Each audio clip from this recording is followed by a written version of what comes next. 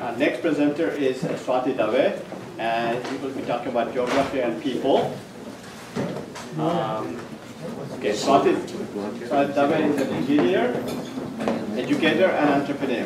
She is the founder of the Institute of Advancement of Vedic Mathematics, a global organization, the director of professional development at Teach India project in Burlington, Massachusetts. She's the chair-elect of the Native Cultural Council. Pleasure, Swati Dave. Good morning and welcome to the first ITHC conference on Indus or Sindhu Saraswati civilization. The objective of this conference is to provide an insight to the different aspects of the civilization recreated from the material unearthed so far. Today, as the day progresses, you will hear from the team about the richness of the civilization in respect of its art and culture, religion and philosophy, economics and politics, language and literature, and science and technology.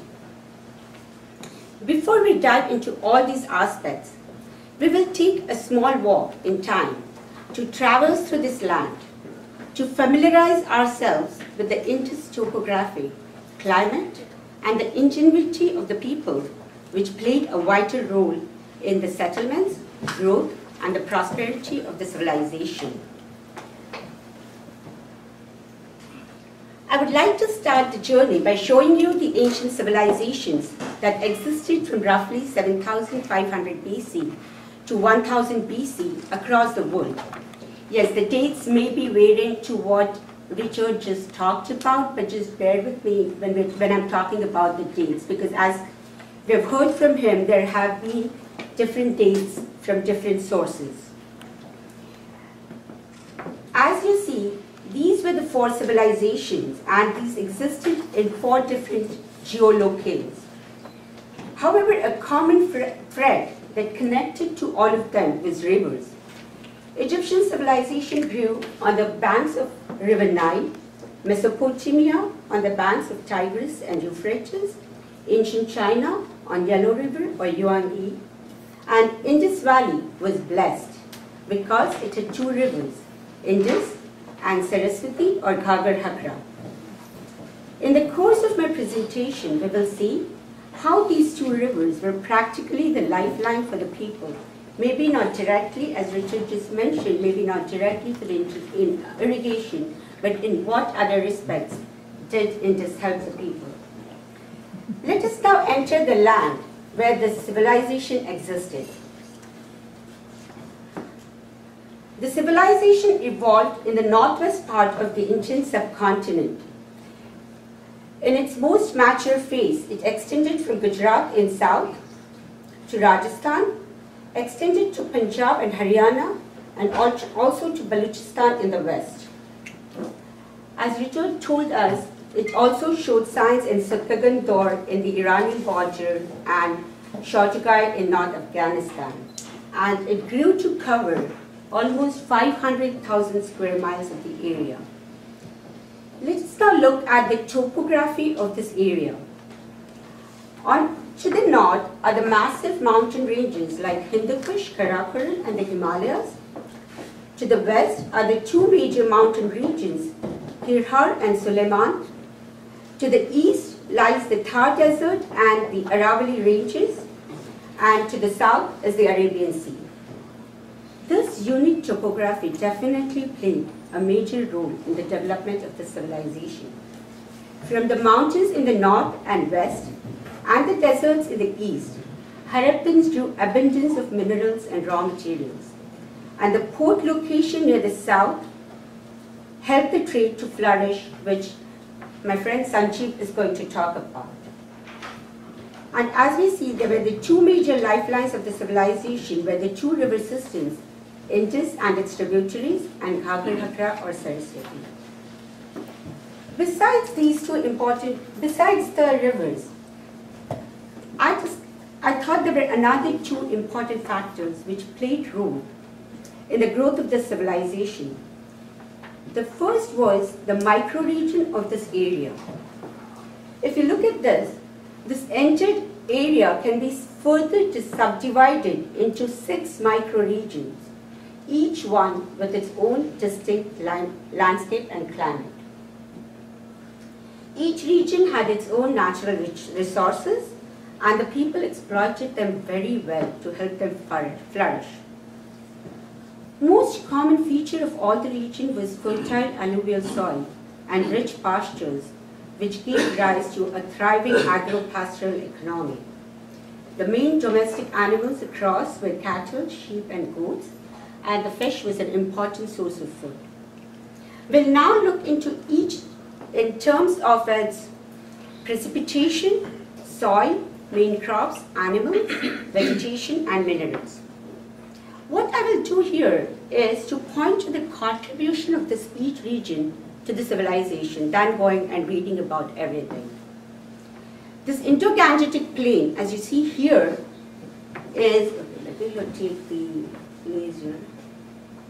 Indo-Gangetic plain is between the river Indus and river Ganges.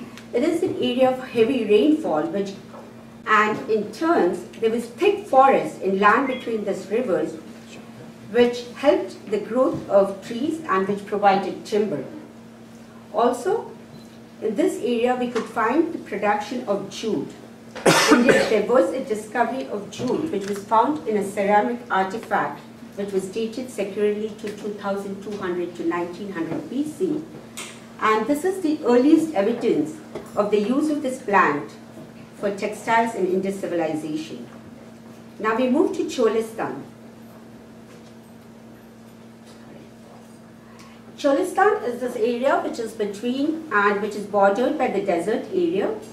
It has very less rainfall, and during an Indus era, this region, people of this region lived mainly by fishing, hunting, and gathering. But this played an important role in the civilization because it was the huge source of copper and steatite. Copper, you'll hear more from people after me how the copper was used for making tools, pots, and everything. And steatite was definitely used for making seals, which had an important role in the Indus civilization. In the Indo-Iranian border, this is this Indo-Iranian border we are talking about. And this border was very peculiar because this was the highlands, and this area here near Makran was the coast. And this was one of the producer of dates and also semi-precious stones, which were used to create intricate jewelry, which Sabranti will be talking about. Now we move on to the next one, which is the Sindh area. And this area, as Richard did explain to us more about this area, that this area was less rainfall, but this desert overlaid by alluvial deposits did create a rich fertile soil. And the important vegetation, again, as I said, I'll point out to some peculiar nuances of each region.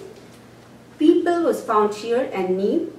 People, as Chandrika and Sabranti may talk about the significance of people to Indus Valley. And then again, it was a good source for limestone, flint, gypsum, and bitumen was found in Kachi plain. Now, what is the use of bitumen in that area? In early era, it has been found that before the ceramic pots came, which people used for cooking, food was cooked by stones boiling in baskets lined with bitumen to make it impermeable. And alum, if you see here, was combined with dye or stain to fix the color in cotton fabrics. Now we move on to Punjab, which is the most fertile alluvial, has most fertile alluvial soil. Sesame was one of the crops that was grown here, and sarson ke khet from Punjab is still, like, when you talk about Punjab, you still can figure the sarson ke khet. And again, the foothills of Himalayas had thick forests, which provided timber. And the animals found there was, one of the animals found there was elephant, and you would see later that elephants, some of the objects were definitely created by ivory. And again, on the foothills of near Kashmir, they found various gems which were again used to create intricate jewelry. Now, if we move on to Gujarat, we've been talking about rich alluvial soil across the entire Indus Valley. But Gujarat had its own peculiar thing with its own black cotton soil, which helped the growth of cotton, which again helped the creation of textiles. And introduction of millet in 3rd millennium BC was very significant contribution, because it is interesting to see that the man then was aware that certain crops needed summer temperatures to grow. You know, they must have experimented and they found out that yes, some of the crops can definitely be grown in summer. And first time the alternative to wheat and barley was found, and it is continues even today. And Vajrano root loaf from Gujarat is again like, you know, a delicacy that we're talking about. And rice also grew in Gujarat, but there is a theory for rice saying that this was mostly wild rice and mostly used for pasture, for cattle, for fodder.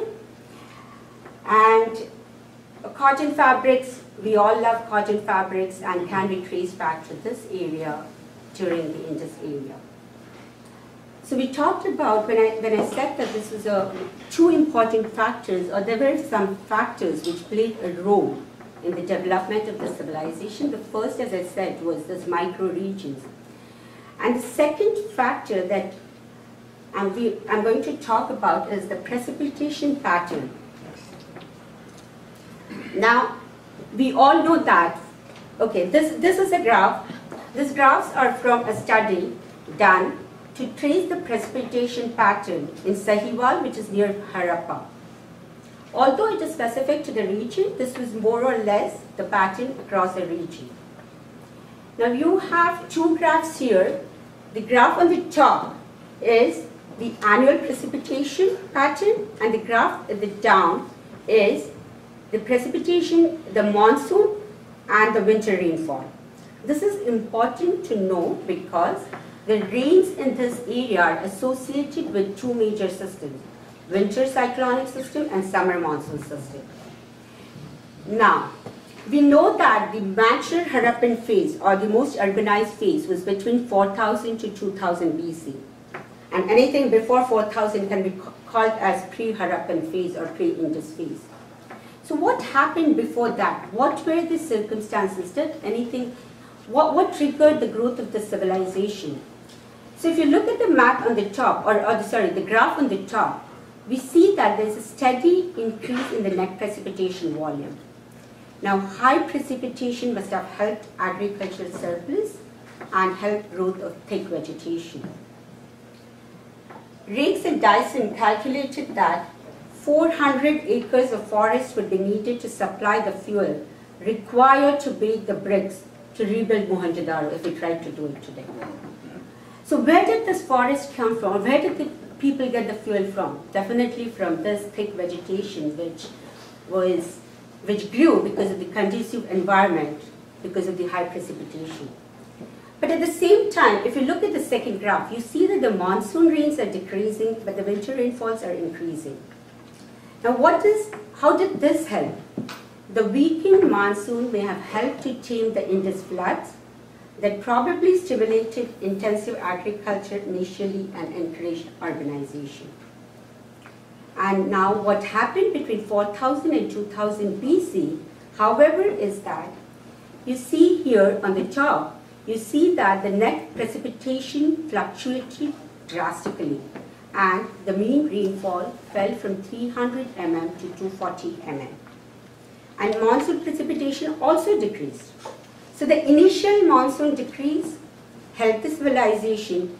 However, further decline may have led to conditions adverse to Indus agriculture, and because of this, they may have suffered and forcing the people to move to the other regions. However, we do find settlements after 2000 BC, and this was mainly because of the multi-cropping pattern that Indus had, the people had mastered. And this was maybe shows the response of man to changing environmental conditions. And if we move, and the third and the most important factors are the Indus and Saraswati, or also we call as the twin river system. So we have this Indus which is flowing from Himalayas, and we have its tributaries, Jhelum, Chenab, Ravi, Bias, and Satluj, and they join this Indus at Panjanath, and then this Indus flows across to Arabian Sea. Now imagine this period in the spring when the snow is melting and the Indus river is flowing from Punjab and Sindh and bringing with it rich alluvial deposits. And the second river that we're talking about is the Ghaggar River or the Saraswati River. And this river, okay, before I move on to that, we've seen that, or we've heard that Indus did change the course over the period of time. And I'll just briefly touch upon the changes that happened in the Indus. So as I said, Indus meets together at Panjanath, and the upper region is called as the Upper Indus and the lower is called as the Lower Indus. In the Upper Indus, this Bias River, which is between, Bias River is dry today, but we do see that there were settlements then, which shows that there was water then. And in the Lower Indus, near the Run of Kutch, although it's a salty plains right now, this image here shows that it wasn't like that. There was flowing water during that era. And the next one we're going to talk about is the Saraswati River. And yes, definitely we have found a lot of settlements around Saraswati River, almost more than 1,500 Harappan sites. And this river, even if it's dry today, Ghaggar is dry here and Ghaggar is dry in India and Hakra is in Pakistan. This river was definitely a flowing river during that time because it was augmented by water from Yamuna and Satluj, and Yamuna and Satluj are Himalayan rivers. And what did the Saraswati and Indus River give to Indus Valley? They gave perennial flow of water, they gave rich fertile soils, and they gave trade routes.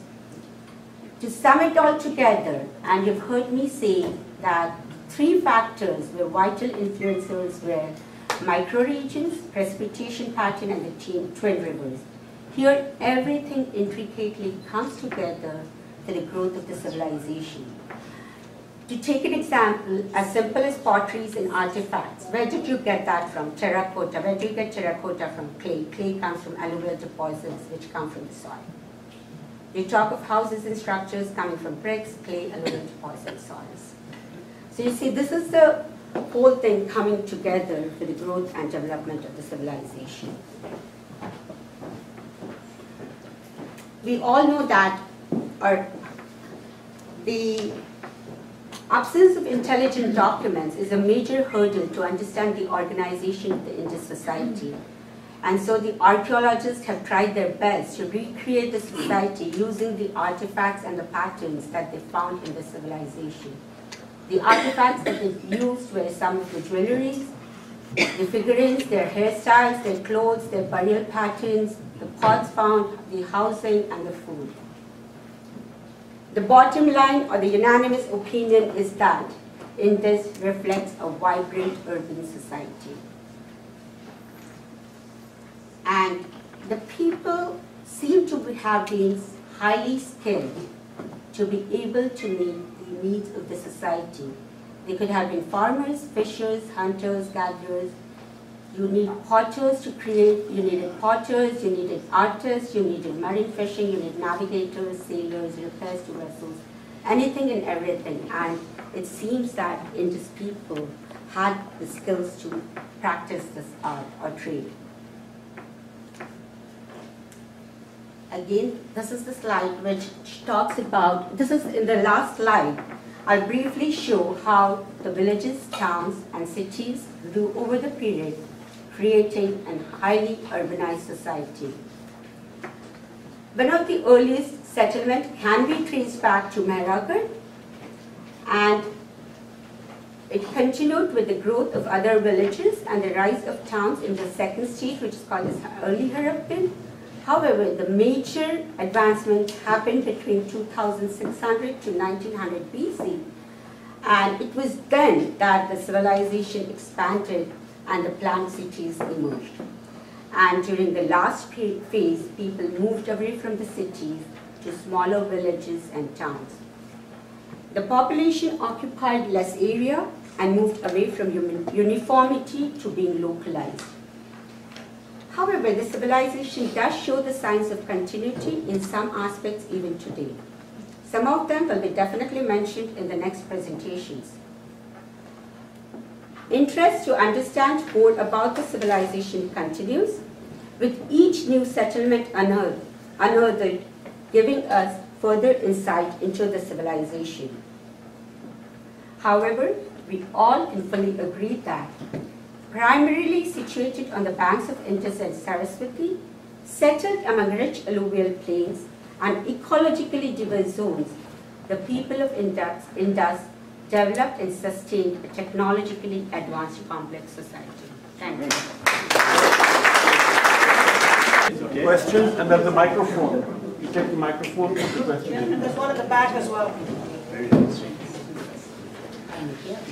So, can you give a scale of the number of people, early, middle, late, and Yes, I did have a slide for that. Let me just give me a second, or maybe if you're patient, I can show it in the later question answer. I do have a slide for that.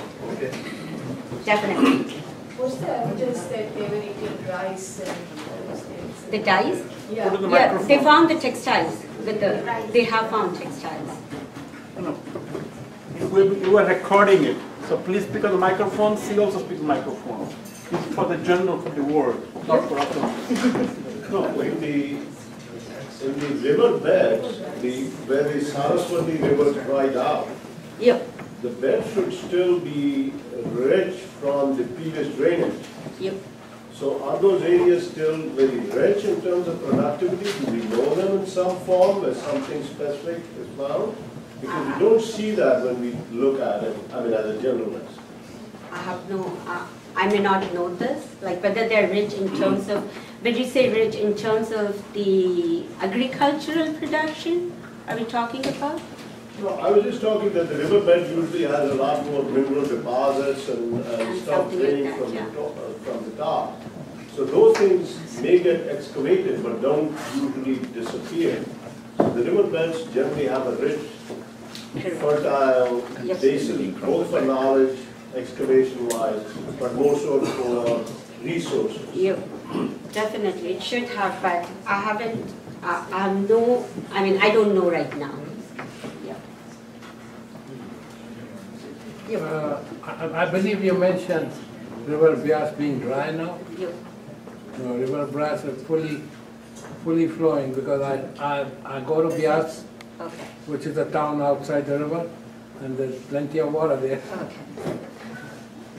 Okay. Okay, so one more, please.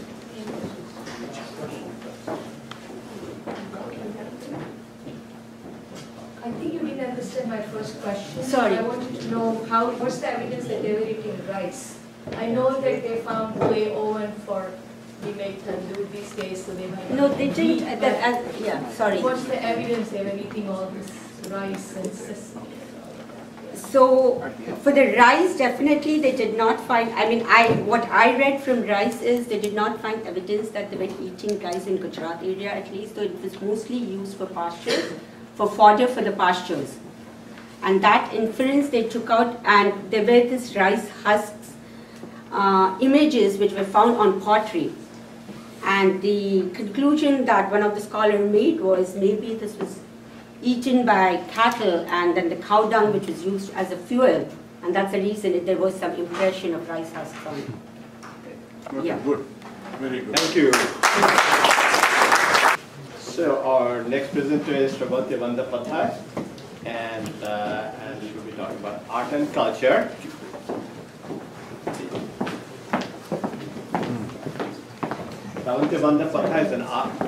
Sravati Bandapathay is an artist and an engineer. She was trained in Odissi dance from an early age and maintained her art of performance and teaching. A mother of two small children, she's a software engineer by profession and works in healthcare management. Savati.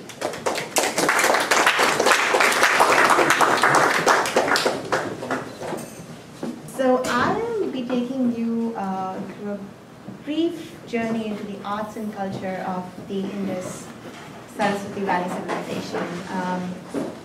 Speak a little louder to go. So some of the discoveries that I made when I was discovering this civilization was that the creativity, it was a very creative society, and the arts subsumed everyday life. You could see that they were artistic. Even their everyday utensils, pots, their seals that they used for trading, the clothes they wore, everything had a touch of art in them. So they were extremely creative and artistic. And along with the art, they blended science with it, and they used technologically advanced techniques to create their art. Although I couldn't find any direct evidence of music or dance, from just the artistic nature of the civilization, music and dance wouldn't have been far behind. I'm sure they had a thriving culture, but there was no direct evidence that I found, or I could infer. So patterned clothing was in use, and I just found out that along with cotton and wool, they also found silk. They found silk as well. So that was pretty interesting for me, because silk is something which is considered a newer material. So that was pretty cool. So jewelry was something which was really important for the society. It could have been used to distinguish social classes, identity. For women, it was really important. Men also actually used jewelry as well, ornaments. But for women, it might have been their identity, what they wore. So, and also hairstyles. Different genders, like the men also actually had pretty, I guess for this day and age, pretty intricate hairstyles, but not as varied as women. Women had really exotic hairstyles for our age, but it was more varied for women, but not so much for men. It could have also been a way of defining your divinity or your status in society. It appeared to be a fairly peaceful society. There's not too much evidence of a lot of warfare or anything of that sort. So marriage could be a way from, if you see the burial findings later on, marriage would have been a way of keeping the peace in the region and also helped with maintaining good trade relations. And then finally, the women, children, and nature were one of the major artistic themes that could be found throughout the culture and civilization. So to infer many of the things, I first looked at the sculptures, the pottery, and the various figurines.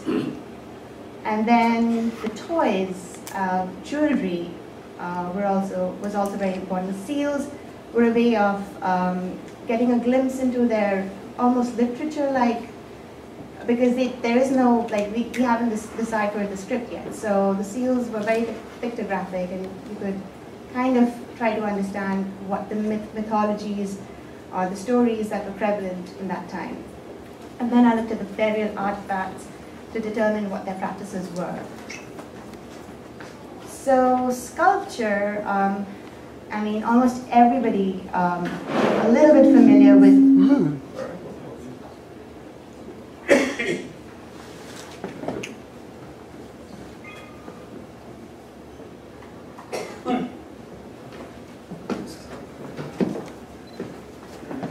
So it doesn't get feedback. All right. So anybody a little bit familiar with the Harappan civilization or the Indus Valley civilization would have seen this famous dancing girl.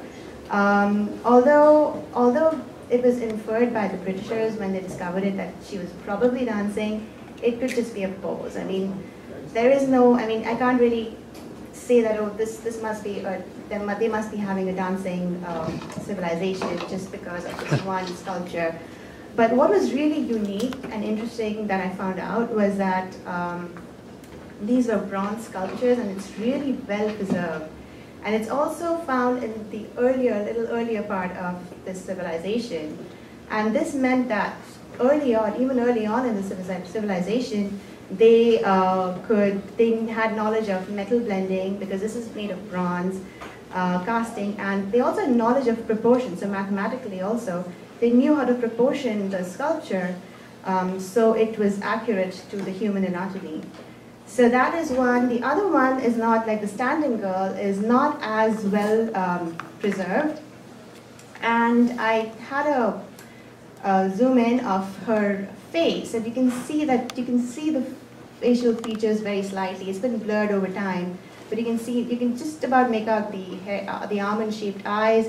And in both cases, you can see that there was some elaborate hairstyle at the back. So the other kind of sculptures I looked into was the stone sculptures.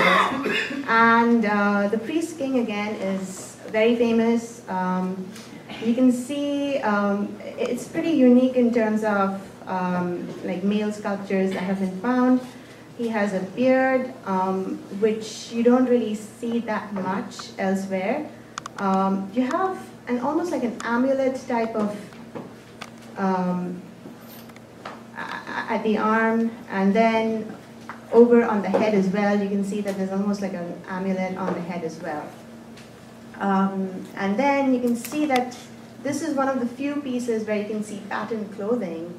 You can see the flowery pattern in the front and right at the side, and right over here as well. This is the back, so you can see more of the pattern at the back. So they did have intricate designs for clothing, and the other pictures that I'm showing you are basically just to show how the rest of the body might have been, the work might have been, where he's just sitting in a very calm and poised manner. So that's the sculpture, and I just added a couple of male sculptures, stone sculptures, just to show you the intricate design, hairstyles, typical of the male. You could see the double buns, and then out here in between the double buns, there's some sort of ornament that was typically used to keep them together. So, so overall, you can see from the bronze sculptures that they were technologically extremely advanced compared to their sister civilizations. They did have patterned clothing, they had elaborate hairstyles being used, and in terms of just their anatomy, like the almond-shaped eyes were pretty predominant across the culture. So going on to pottery, I am going to go through some of the potteries that were found. Just one second. Is there a pointer I can use? Yeah, you see from there. Okay. I'll give you. Okay, I got it. Yeah. Did you get Nice. Yeah. Okay, good. Yeah. So this part is some of the burial pottery that you can find, and some of them are pretty plain, while the others are very intricately patterned. And you can see even within the potteries, there's quite a lot of variety. This is a perforated jar, which could have been used for rituals, for incense burning. You can see different types of shapes. You can see how it's like really narrow at the bottom, and then, and at the top, but it's kind of, so they were used for various purposes, like cooking, for storing grains, for laying out the table for crockery, and but may also have been used for ritualistic purposes. And some of them, like this is actually burial pottery out here, so they were actually buried along with the people. So, and they also did have intricate designs in some of them.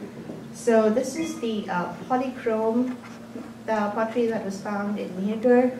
So it's really, really beautiful, and you can see the various motifs and themes. Like this is the fish, and that's the two eagles fighting, I think maybe, or not quite sure, but it's trying to tell a story.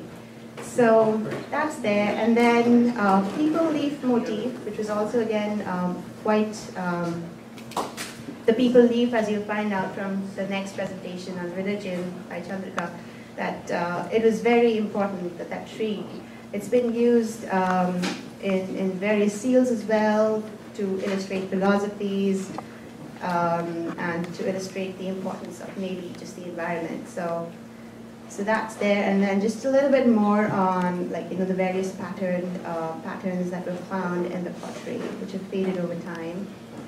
So they were used for many purposes, the pottery, for utilitarian purposes, cooking, storing grains, and while some of them were actually very plain, so initially it was thought that they weren't really that advanced in pottery, but actually over time they found out that it's actually very technical, superior in quality, because these were found in, like, as mass productions. So they were able to produce this quite rapidly, and they were very smooth in texture. So they had, so they were able to duplicate it, very high quality pottery very quickly.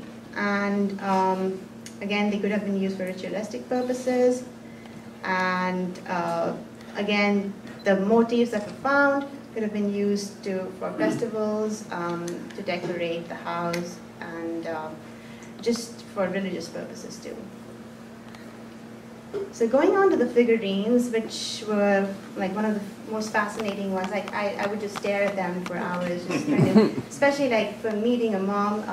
It was pretty fascinating to see how you could find so many figurines with a mother and a baby, and most of the time you could see very elaborate hairstyles out here, and you can see how there's tiered necklaces out here. So most of the figurines, which you'll find that jewelry plays a really important role, especially for women, and even the hairstyles were very varied and quite unique. I mean, this is fairly unique. It reminds me of Star Wars, actually. But and then, so you could find a huge number of these figurines with a maternal theme, and they were actually found not in every location, but in a few of them, like Harappa, Mohenjo-daro, Banavali, and Nirgar. So not every place had a concentration of so many, maternal-themed or women-centric figurines. But what was interesting was the fact that they were actually found a little outside of the main sites. They weren't found in the main sites, and they were found in broken and discarded conditions. So they might not have been considered quite important. Maybe they were just plain toys, or they were used for ritualistic purposes, fertility purposes, not entirely certain. So there's a lot of speculation on that. And of course you can see that they had a lot of headdresses and jewelry. Clothing, it wasn't really considered that important, but you can see over here, like these two ladies have short skirts and a belt across. But you can see again, like the jewelry is so tiered, and you can see the elaborate hairstyles. So it could have been a way of, her hairstyle is actually not that concealed, it might have been broken off, but you can see again, if you've seen the trailer of the new movie coming out, this hairstyle is quite similar to the protagonist, the female lead of the movie. So, so it might have been a way of showing status. This one I kind of found unique because it's kind of headgear that we use in classical dance as well. So that was pretty interesting. So some of the male figurines were not as common or varied. They were shown doing just regular stuff, or sitting, or just doing regular everyday work. The common hairstyle was a double bun, but it's not, again, you can see that it wasn't as intricate. And again, the jewelry was not depicted as well as the female. Okay, so I'm going to go really quick. I've already gone through a lot of these points, and again, these provided a way into what was considered important. Like the jewelry was considered important. They might have had a mother goddess sculpt, but again, this is all speculation. There's no like concrete evidence for that. So the other thing that was quite interesting was that they had quite a few toys and games that was found. Some of them were pretty intelligent, mechanical. There were mechanical toys where you could have a moving. This was a bull with a movable head, a horse and cart, and they also had board games. They had maze games, and they also had dice. So they had all that, and probably one of the oldest board games and dice games that existed. So that was pretty interesting to find out. And then again, this monkey is actually a pretty clever toy. It could move, make somersaults as well. And then you have this terracotta cart. And so that means that this civilization was not merely about survival. It was more about enjoying and thriving as well. So the children were important, as you could see from the figurines, like the maternal themed figurines, as well as the toys you could find, that they did want to enjoy life as well, and children were important in that civilization. So going into jewelry, you can see that a lot of various types of stones and elements were used, gold, garnet, agate, jasper, like just this one bangle used so many different types of stones and gold. So, and then again, this is an inlaid brooch which is deteriorated over time, but you can see some of the beads inside. And so that was, they had pretty sophisticated jewelry. And you can see a little bit more over here. This is a big belt which would be tied. This is some of the tiered necklaces. And then just going into bangles, amongst the jewelry, bangles are actually, if you were to go back to the very first slide, you would see the dancing girl. She has a lot of bangles throughout her arms. So bangles were actually something which might have unified across society.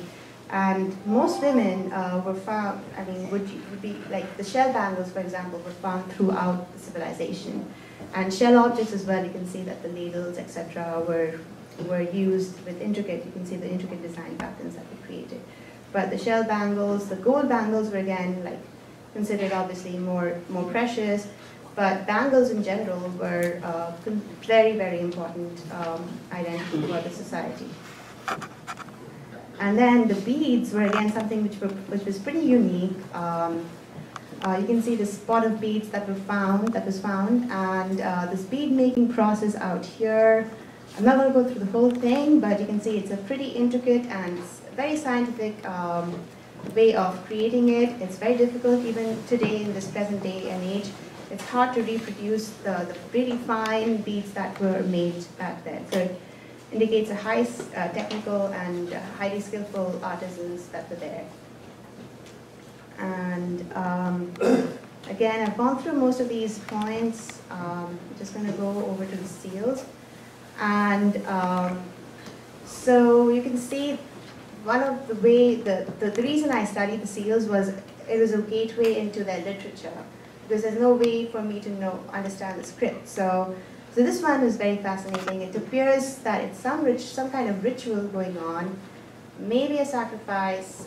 It could even, like for me, like because I'm romantic, but I think it could have been a marriage as well, but I'm not sure.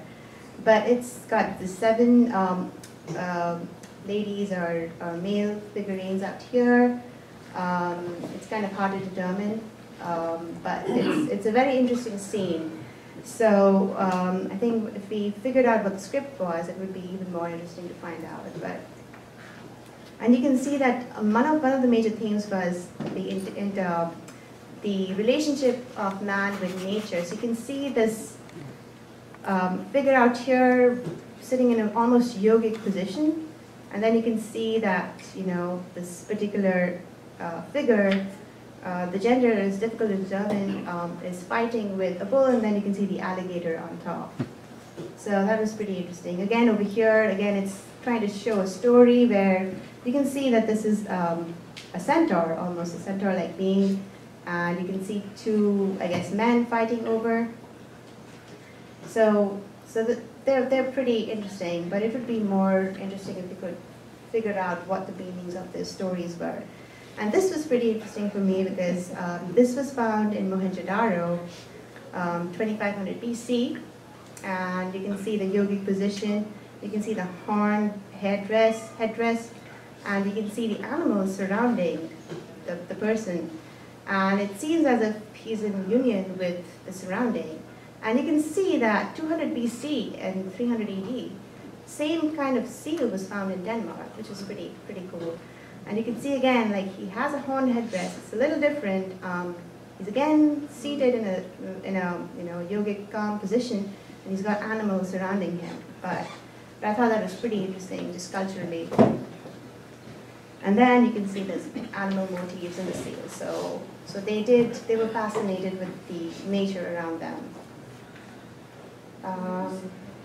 So symbolically, that's how seals were a way of symbolically representing what was important for the society. Just the materials were terracotta, metal, steatite. And again, I think Sanjeev and Krishna might go into the more technical details of it. And for me, just from a cultural and philosophical point of view, they seemed fascinated by nature and the relationship of humans with the external nature. And so just the burial practices, so they believed that they had a lot of pottery and jewelry was buried alongside people. I've read from sources, and I'm not sure how true it is, but women tended to be buried more carefully and inside the city. There have been cases of matrilocal burial, which means that families of women were found buried, whereas the men appear to be from different places. So that was fairly interesting. Maybe after marriage, the men came and stayed with the woman's family. So. And there seems to be various different sites. So there were primary, secondary, and then tertiary sites for burials across the different locations. And this is just a grave of a mother and a baby. But you can see the pottery and the jewelry. And some of the jewelry you can see, like the bangles, in the arm, buried along with the woman. So one of the things I found when I read about the bangles was that we still use bangles, are pretty heavily used, and especially this Kalvelia tribe in Rajasthan, they use bangles. And you can see, like, I haven't seen it elsewhere, but only in Rajasthan, that you can see that they have it all covered throughout their arms. And then Bengali women wear shell bangles at the time of marriage. And then you can see from the seals, the swastika was used, and then the peepal tree was again, which is very symbolic. You can see that people still worship it to this day. So that's pretty much it. The things that I did find a little disappointing was the script is still a huge hindrance, and I didn't find, because I love Indian classical dance, I didn't find that much evidence of the dance and music of that time. Clothes, again, we saw that priest king, and there were some traces of material found, but not a whole lot. So that's it. Okay.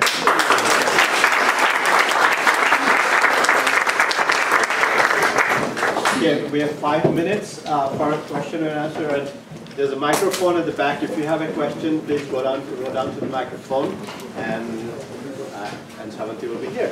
Wonderful. Okay. This is more of an observation than a question. I'm Muni Mehrotra. Made a couple of observations looking at the figurines. One was that one of the figurines was very reminiscent of Greek goddess Artemis, which is the goddess of fertility. And the second observation was that the skulls of the figurines, some of them were brachycephalic skulls, which are an attribute of non-Aryan origin, of non-Aryan people. So I don't know how it fits into the whole. My name is Stephen Ben, so I'm from Rhode Island, so I'm probably one of the longer travelers for the rest of the audience. I will be coming back to you repeatedly, so I won't say my name each time. I am very impressed with the activity so far, so I just want to say that I thank the organizers for putting this event together, and that goes from all of the audience. In regards to a specific question, is there any representation, from my looking at all the seals, I have yet to find any figment where I could draw that this was a musical instrument, some kind of a stringed instrument, some kind of a wing, and you know, it's very unusual for people when they portray things in their drawings not to display things which give you great pleasure. And if music and culture is really pleasure, then not to depict pleasure in art would be a very unusual thing. So I wasn't sure if you found something in regards to musical instrumentation. Right, which is, I tried very hard. I couldn't find in any of the books I read or online even. So it was a little disappointing for me because I was really hoping to find something. I don't know if Dr. Meadow. Well, quickly, there is 2 or 3. My name?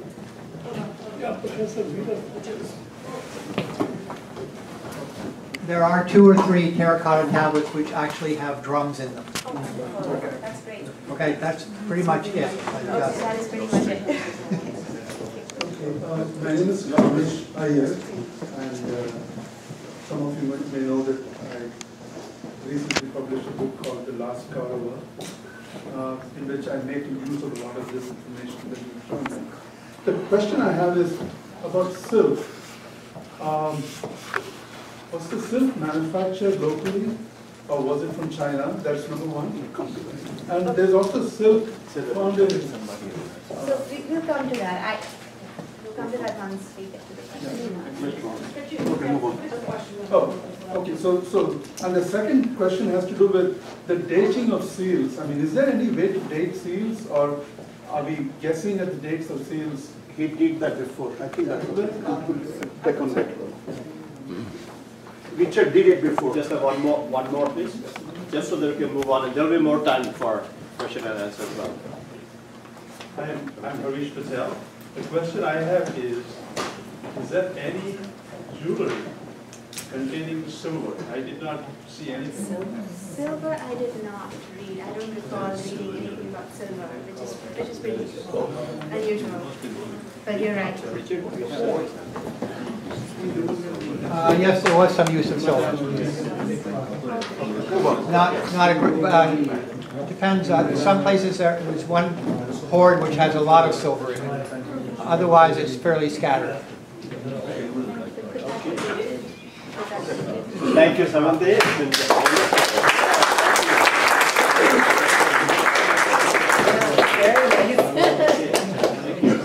So our next topic is language and literature, and that's by Jaspal Singh. My pleasure, Jaspal. Jaspal Singh is a student of philosophy and Vedic literature. He is a founding member of Academy of Punjab in North America. He is an active participant in the content development team in India Discovery Center. Good morning, Dr. Dulani, Sajid Bhai, Richard Meadow, and Mishali and friends. Thank you very much for coming this morning. I just want to mention that Richard also has a very good site called Hadappa.com. It brings so many things at one site. So if you are interested, please go to that site. So I'm going to talk about language and literature. And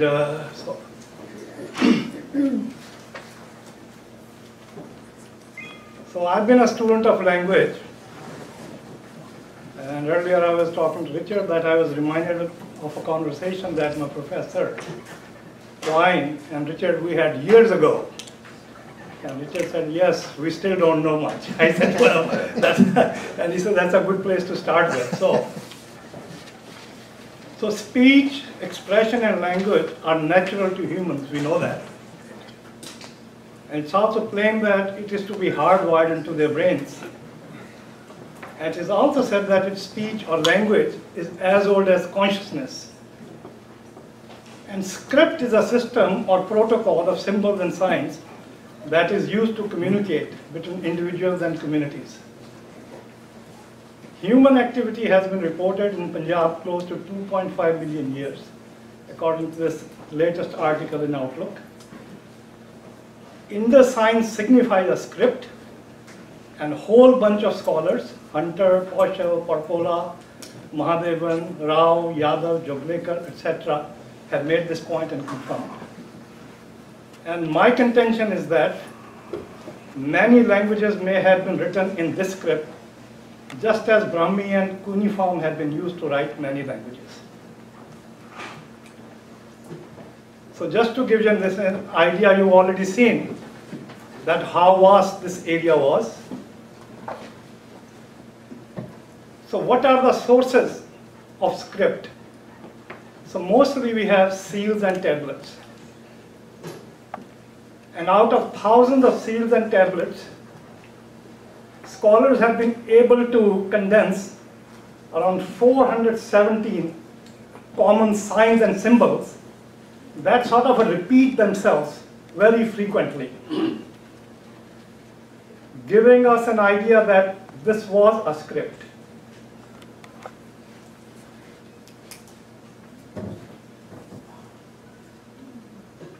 So how do you decipher a script? So there are basically two methods. One is called comparative method, and other is called internal analysis or reconstruction. And so far there have been more than 100 claims of decipherment of the Indus script. So comparative method. This method compares scripts of similar nature with each other to decipher a particular script based on similar phonetic valuation. Known scripts and languages are compared with unknown. So then you go from known to unknown. This is also a common problem in philosophy, you go from known to unknown.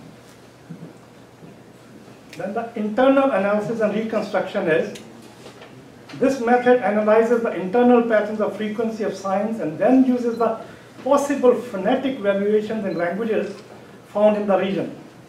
Computer analysis of Indus script has shown intermediate entropy characteristic of language. This has been work of Rajesh Rao and others. Rebus and acrology have been used to decipher a script.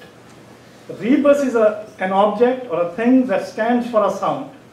Acrology is a thing or object whose first sound is used as the first letter. For instance, fish symbol in Tamil is mean, so it is taken to be ma or ma.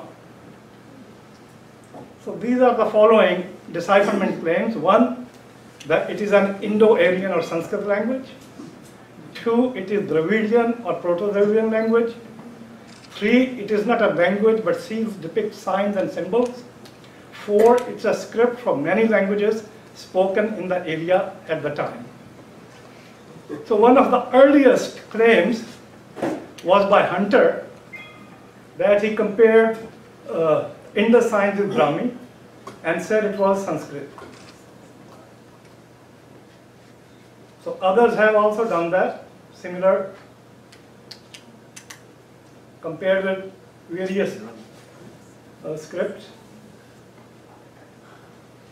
So these are, based on these comparisons, they say that this is Sanskrit. Then there are Dravidian or Proto-Dravidian claims. This claim is based on analyzing the writing on the seals as rebus or pictograms, each sign standing for the first letter of a Tamil word. Norzo, Parpola, and Mahadevan, amongst others, make this claim. So for example, Mahadevan compares Egyptian and Indus script and concludes that it is Tamil or Dravidian.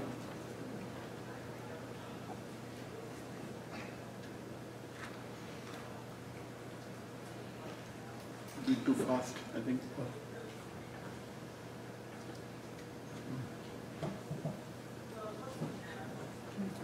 So then there is another claim that it's a semblance of a script is with Tamil and Kannada.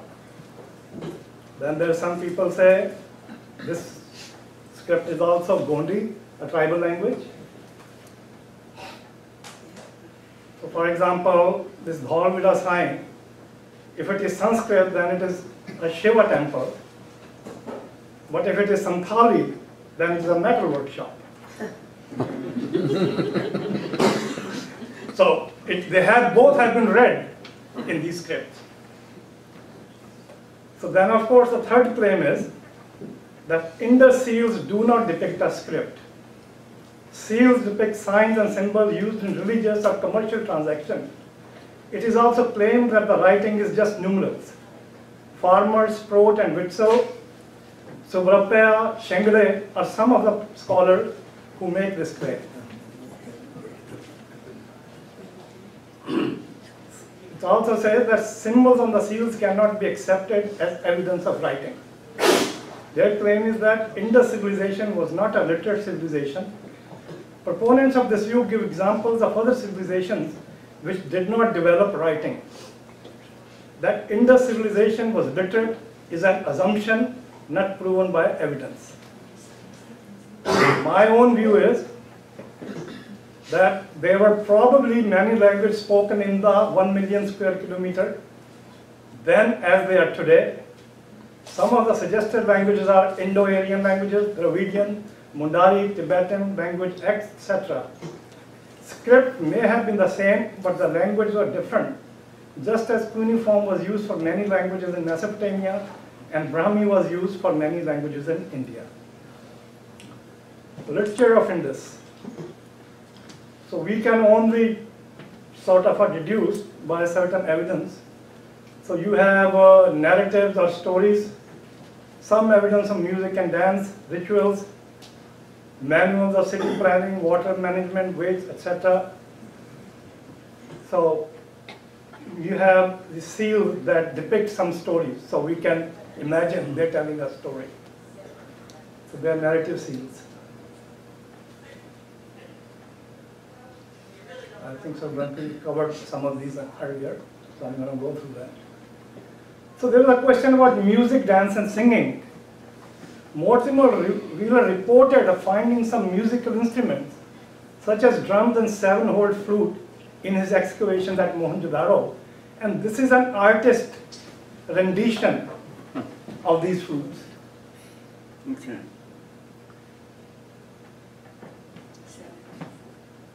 That they probably were earliest flutes were made of leather. And then again, we have some stories of rituals.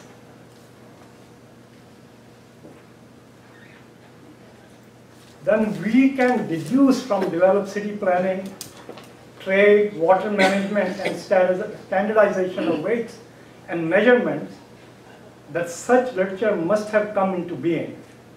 Bills of sales for transactions must have also arisen. One of the things that I noticed from Richard's work is that in some of the places they have lots of seals sort of dumped in garbage. So it is suggested that these seals were probably used only once. So they may have been used just for specific transactions. So we do not know. So further directions for research. What was the relationship between Indus and Vedic literature? So for me as a student of literature is important. One of my close friends, Bhagwan Singh, actually has written a book called Vedic Hadappans. So we've been discussing for 3 decades now about this problem. Then Professor Witzel and others have pointed out that Rig Veda has substratum of what is called Paramunda in other languages. So what is their relationship? Kipper and others, they have. So that needs to be explored. Was Indus Valley civilization Vedic as claimed by several scholars? What is the relationship between Indus languages, tribal languages, and other languages spoken today in the Indian subcontinent? Thank you very much.